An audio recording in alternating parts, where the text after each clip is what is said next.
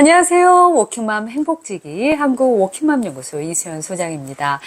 누구보다 바쁘고 열심히 살고 있지만 이게 맞는 건가? 하루에도 12번씩 되뇌우고 있는 우리 워킹맘들의 고민을 속 시원하게 해결해 드리겠습니다. 이수연의 워킹맘 톡톡 고민사연과 함께 시작해 보겠습니다. 안녕하세요. 저는 6살, 4살 두 남매를 키우고 있는 워킹맘입니다. 남편 회사가 지방으로 이전을 하면서 주말 부부로 지내고 있어요.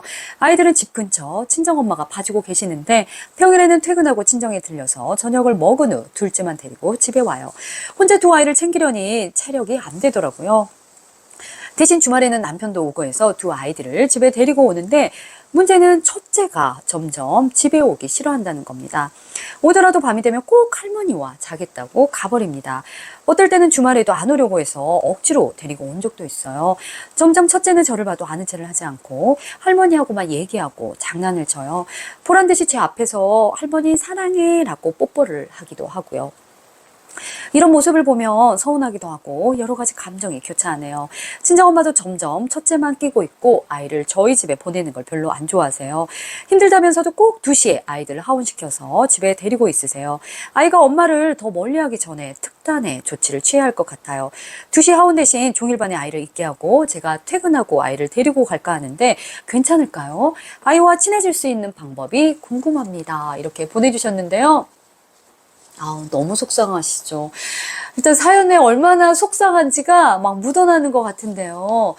일단 이제 그러다 보니 여러 가지 감정이 교차해요 라고 써주셨는데 진짜 그럴 것 같아요. 일단 이제 아이 한번 볼까요? 엄마가 와도 뭐 제대로 아는 체도 안 하고 그러면서 할머니하고만 얘기하고 눈 마주치고 막 깔깔깔깔 웃고 심지어 할머니 사랑해 이렇게 사랑도 표현하는 이 아이.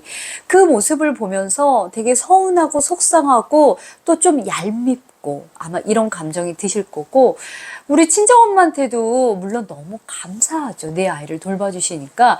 근데 친정엄마랑 내 아이랑 꽁냥꽁냥 하는 그 모습을 보면 좀 서운하고 속상하고 또 이런 감정이 계속 또 드실 것 같아요. 근데 이제 우리가 서운한 건 서운한 거고 일단 내 아이가 할머니를 너무 좋아하고 할머니랑 잘 지내잖아요. 그건 그만큼 우리 친정엄마가 아이를 잘 돌봐주셨다는 거니까 일단은 이제 감사하는 마음을 먼저 좀 가져보는 게 좋겠죠.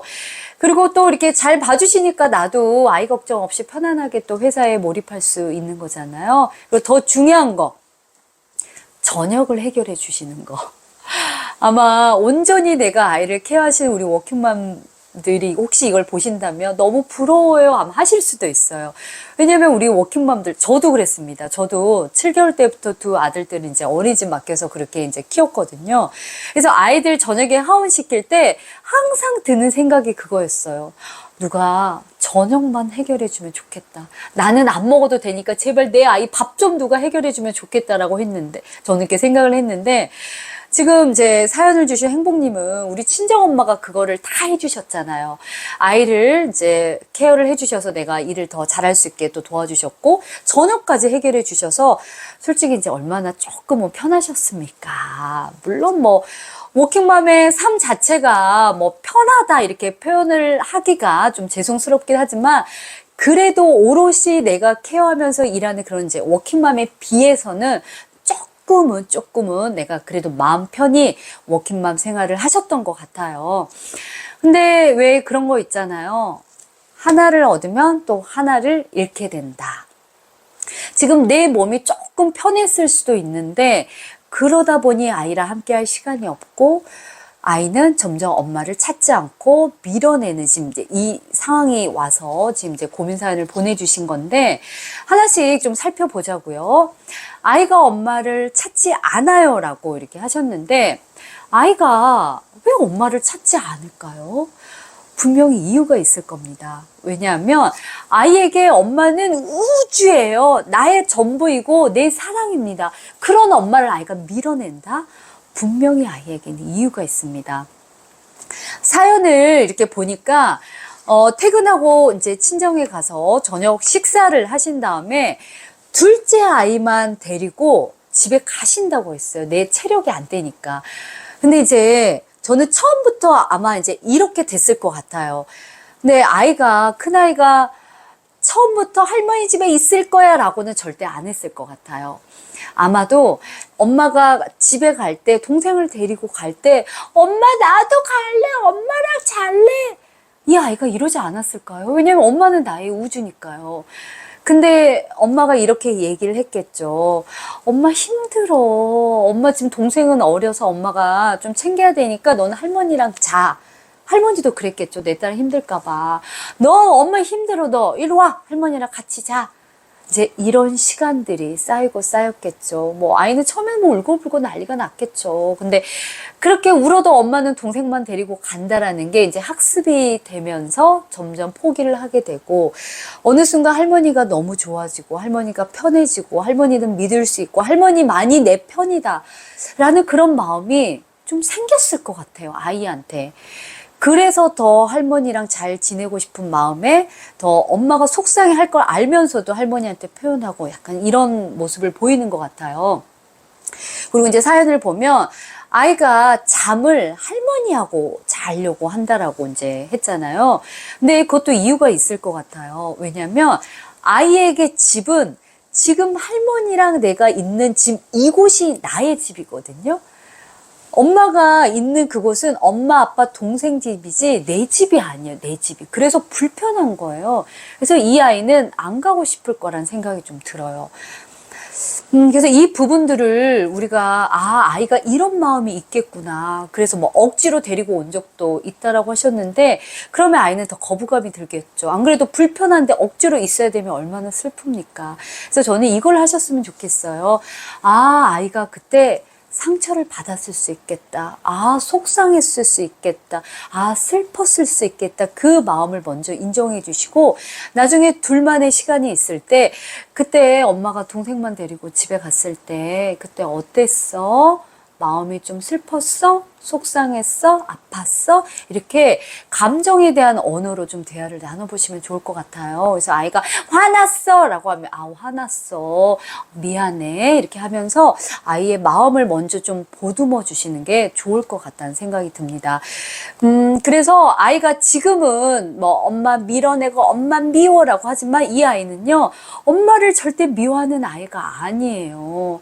오히려 엄마를 너무 사랑한데 그 사랑하는 마음을 자기가 어떻게 표현하기가 힘드니까 오히려 엄마가 속상해할 거 알면서도 막 할머니한테 그렇게 더 애정 표현하는 거거든요. 나의 슬픔, 나의 화, 나의 이런 감정을 이 아이의 나름의 복수이가 아닐까 하는 생각이 듭니다. 자, 지금 질문도 주셨어요. 그럼 어떻게 하면 이 아이와 친해질 수 있을까요? 라고 주셨는데요.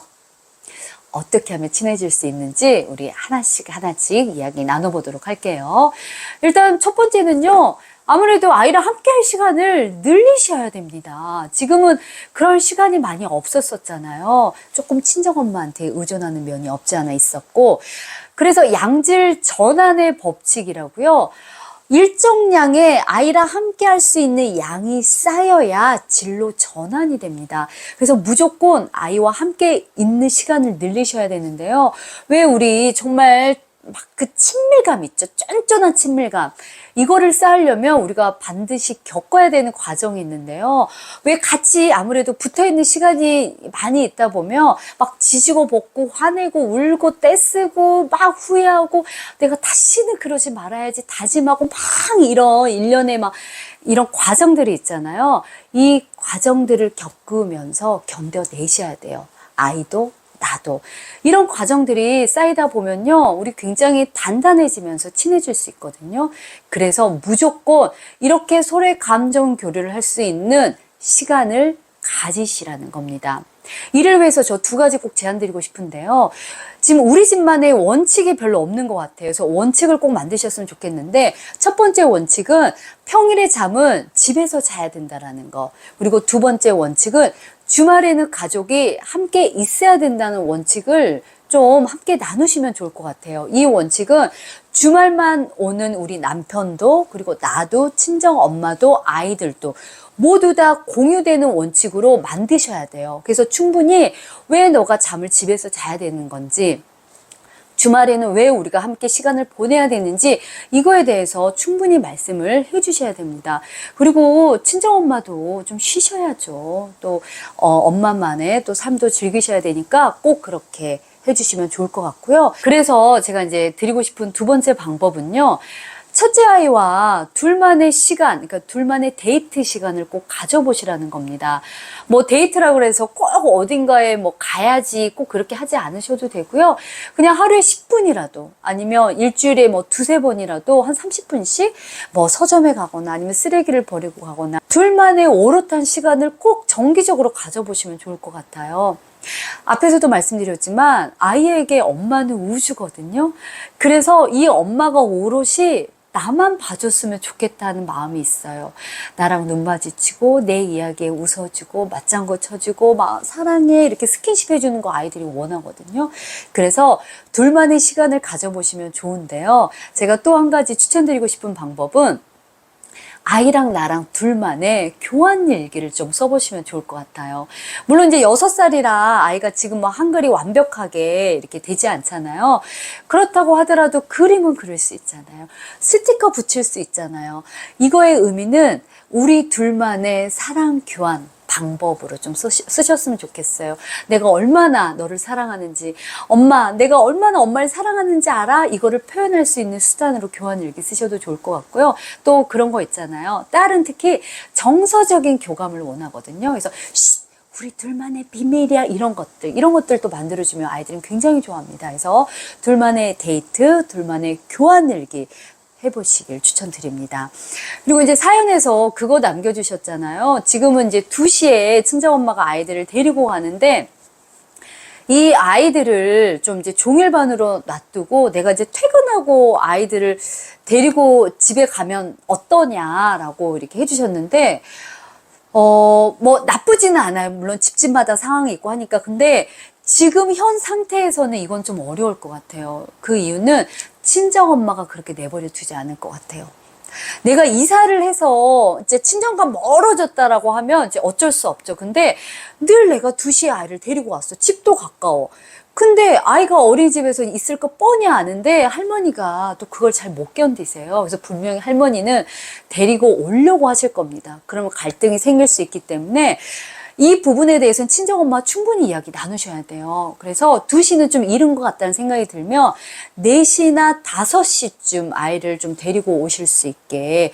그 이유는 엄마도 좀 엄마만의 삶을 즐겼으면 좋겠고 엄마 체력도 한계가 있으니 아이들을 조금 어린이집에 더 놔두세요 라고 이렇게 말씀을 해주셔도 될 것 같고요.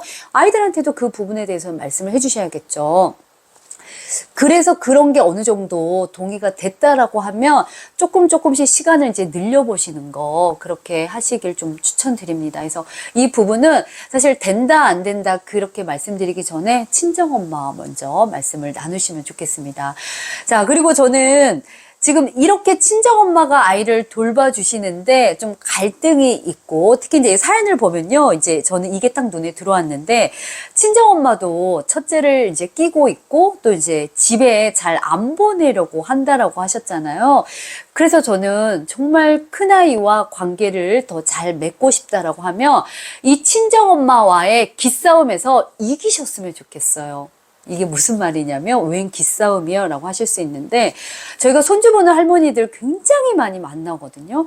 그리고 그 할머니들 위한 프로그램도 저희 한국워킹맘연구에서 운영을 하고 있는데 할머니들은 아이를 손주 보는 게 일단 힘들어요. 체력적으로도 안 되고 힘들지만 굉장히 보람되고 행복하고 또 나의 존재 가치가 또 인정받고 있는 것 같아서 원해요.